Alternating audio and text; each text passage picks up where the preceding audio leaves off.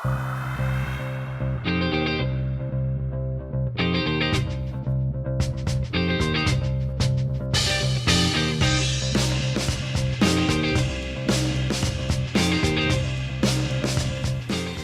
amigos, es un placer que me estén acompañando en un programa más de La Hora Contigo y tengo el honor de recibir a un amigo, a un escritor, Marco Salaverry, que realmente tiene un historial impresionante con 4 libros en sus hombros, a cuál más interesante, así que es un verdadero orgullo recibirte.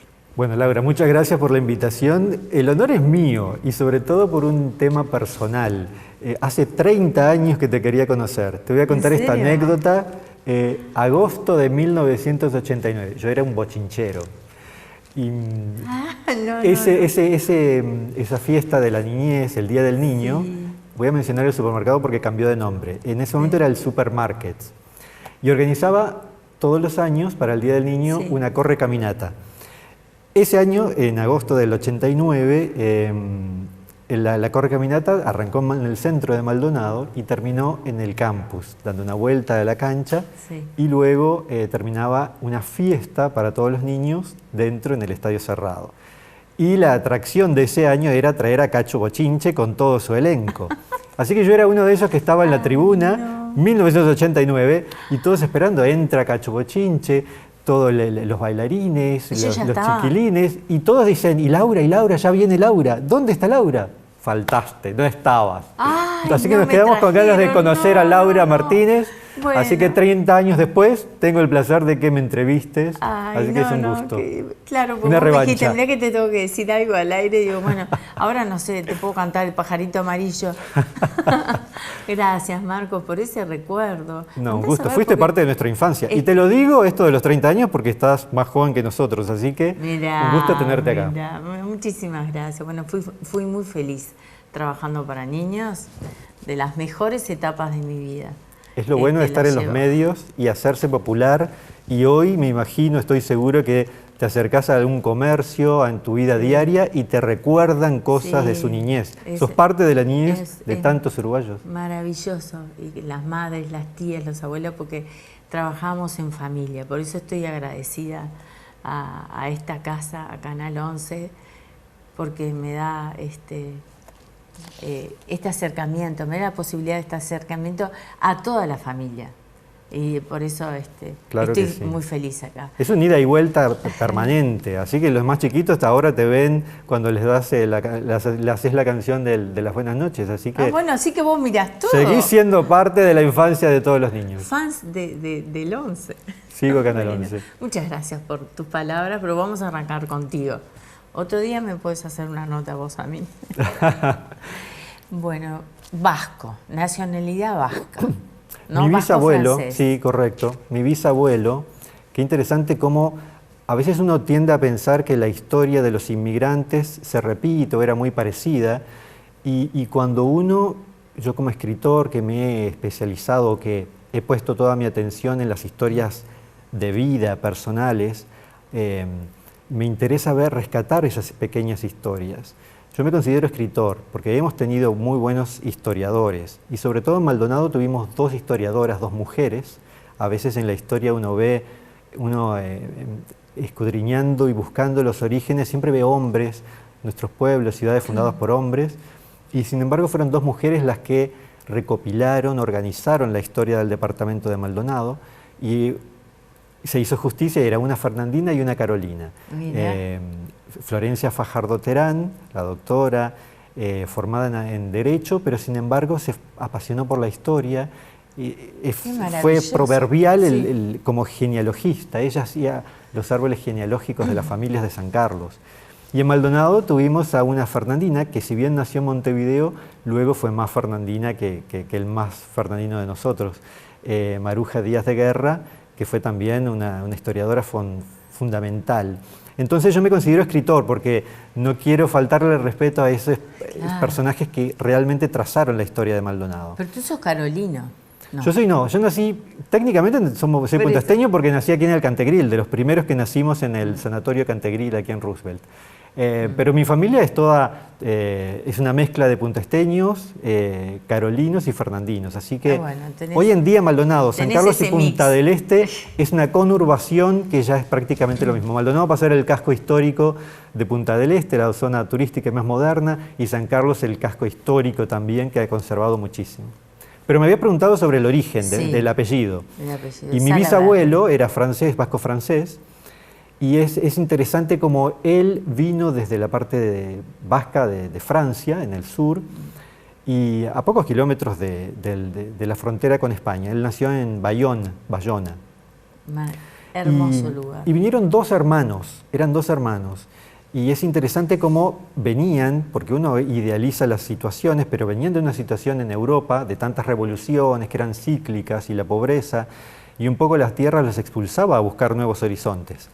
Y él con su hermano emigraron, vinieron a Uruguay, y al parecer se plantearon como desafío de inmigrante que tendrían que triunfar en una tierra desconocida a la que no llegaban y no tenían ningún contacto. Otros inmigrantes sí venían traídos por familiares que eran los pioneros de avanzada y que llegaban primero. Pero en el caso de ellos venían a una tierra desconocida. Entonces se plantearon un plan.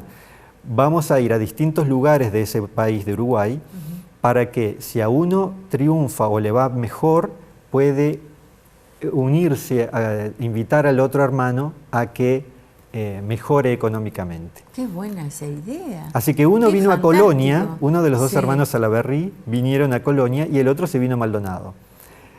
La moraleja es que ambos tuvieron éxito económico, encontraron trabajo, hicieron su familia, forjaron su futuro, tanto en Colonia como en Maldonado, así que nunca hubo la necesidad de unirse, y en aquellas épocas eran épocas en las que a veces las familias, por problemas de medios de comunicación, perdieron la comunicación y ambas familias quedaron aisladas. Así que el apellido está presente en Colonia, nunca más tuve contacto yo como tercera generación posterior, pero hay Salaverrys en Colonia y otros en Maldonado. Y me decías que en tu primer libro haces hincapié un poquito en eso, ¿no? Sobre todo, no en lo personal, sino en las historias de tantos inmigrantes que llegaron y que forjaron lugares. En mi caso, que éramos vascos, ¿no? Pero también una corriente muy fuerte fue la de los catalanes en todo Uruguay.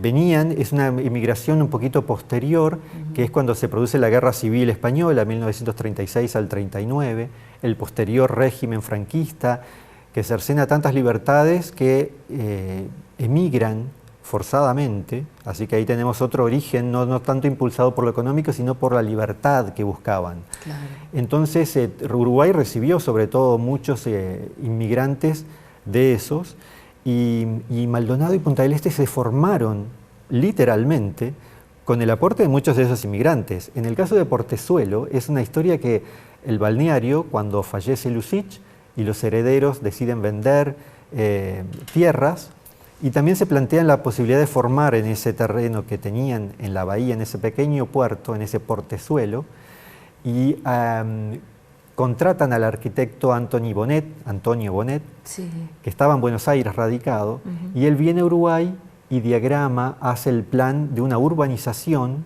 que está muy bien diseñado, porque Portezuelo es una localidad, empezó siendo un lugar aislado, con calles sinuosas, que integraban el bosque, todos los pinares, con la costa. Entonces Bonet era muy artista y quiso diagramar una ciudad que fuera arquitectónicamente amigable entre el medio ambiente, así que tenemos un pionero que nos dejó muchas enseñanzas. Claro, así que hoy conserva Portezuelo todavía ese aire. Había antes puentes peatonales para que la gente que caminaba por el barrio se subiera a esos puentes y tuvieran otra perspectiva de la ciudad, de esa ciudad que estaba creando. Así que hoy está integrado al resto, pero conserva... Un avanzado era. Exactamente. ¿Eso está en tu primer libro? Eso está en el primer libro. ¿Cómo se llamó? Maldonado, nombres con historias. ¿Cómo se llama? Se llama, pero hoy ya no lo consiguen en librerías porque afortunadamente la gente me acompañó. Era un libro muy interesante porque contaba el origen de los lugares geográficos y los nombres administrativos con que bautizamos a los lugares. Así que ese libro fue muy divertido hacerlo porque yo mismo fue un proceso de muchos años en que siempre me gustó. Yo en vez de coleccionar cosas, coleccionaba historias. Entonces, conocer esos nombres geográficos de Maldonado y de Punta del Este y de todo el departamento me divirtió mucho. Fue años y luego llegó un momento en que dije, bueno, esto hay que publicarlo porque ya que no hay nadie que lo haya hecho, claro, es un inventario de los nombres geográficos de toda la zona. Pero ahora no lo podemos conseguir. Ahora no se consigue, tal vez salga una futura edición, quién sabe, ante Ojalá, la demanda. Porque es muy interesante. Dijimos Ojalá. que tenés 4 libros. Aquí está Maldonado. Este es el último, Ese Fotos es el de último. Familia. Maldonado, Fotos de Familia. ¿Tá? Los uruguayos más fieles, que sobre los caninos, los perritos, los gatitos, ahora me vas a contar. Y esta que me cautivó, que es algo único, que es Historia de gurises. Imagínate que estamos hablando con ese sentimiento que yo tengo por los chicos, y eso me pareció algo único. Sí. Vos sabés que, modestia aparte, sí, es el primer libro en el mundo que cuenta la historia de un país a través de las historias de sus niños célebres, porque los tuvimos. Y te digo que es el primer libro del mundo porque una ventaja de vivir en un país como Uruguay, un país a escala humana, sí, que a veces nos quejamos de que somos muy pequeños, que estamos entre los dos gigantes de Sudamérica, entre Brasil y Argentina, y a veces nos sentimos un poco perdidos y para nuestra identidad siempre ha sido un problema, un dilema, trazarnos cómo nuestros vecinos pisan fuerte y se hacen sentir, pero nosotros, al ser un país más pequeño, tenemos esa ventaja de que tenemos una historia y una forma de ser muy homogénea. Entonces, cuando estaba planteándome la idea de escribir un libro que contara las historias de niños célebres de nuestra historia... 10 historias, son 10 4 historias, siglos. Exactamente. ¿No? Y abarca toda la historia de Uruguay, sí, sí. porque arranca desde el primer niño que llegó a esta tierra, que venía con la expedición de Juan Díaz de Solís. A bordo de esa expedición, en 1516, venía un niño, 13 años de edad. Obviamente han pasado 5 siglos, se han perdido muchos datos de su vida, claro, pero sí hemos podido rastrear cosas, por ejemplo, que había nacido en el puerto de Santa María. Entonces, ese niño, curiosamente, todos conocemos de memoria, por una cuestión de historia y también de morbo, que Juan Díaz de Solís murió atacado por los indígenas que estaban en la costa de Colonia. Se ha discutido mucho, se sigue discutiendo, se dice que era una tribu que no era de charrúas, ni que eran indígenas de los que habitaban y que se movían dentro del territorio que hoy es Uruguay, sino que era una tribu guaranítica, que obviamente se desplazaban. Entonces fueron ellos quienes se dice que atacaron y que habrían practicado la antropofagia con Solís. El único superviviente de quienes bajaron a tierra en aquellos bateles fue este niño que cuento en la historia. Él se queda en tierra, los indígenas lo adoptan, aprende el idioma y en expediciones posteriores de los españoles les sirve de guía para comunicarse entre los indígenas que habitaban nuestra zona, sobre todo en la expedición de Gaboto. Así que es una historia que pasó a ser leyenda y que fue el primer niño que llegó a nuestras tierras. ¿Y qué edad tenía? 13 años, 13 muy pequeño. Años. O sea que ya podía, era independiente, podía, realmente se pudo adaptar a esa situación, ¿no? El concepto de niño también ha variado a lo largo de los siglos. Hoy en día es tan extenso el concepto que menor de 18 años de edad se considera un niño. Y realmente sabemos que madurativamente sigue siendo una persona que necesita el apoyo de sus adultos, de sus referentes, y que ojalá fuera todos sus derechos respetados hasta esa edad, por lo menos.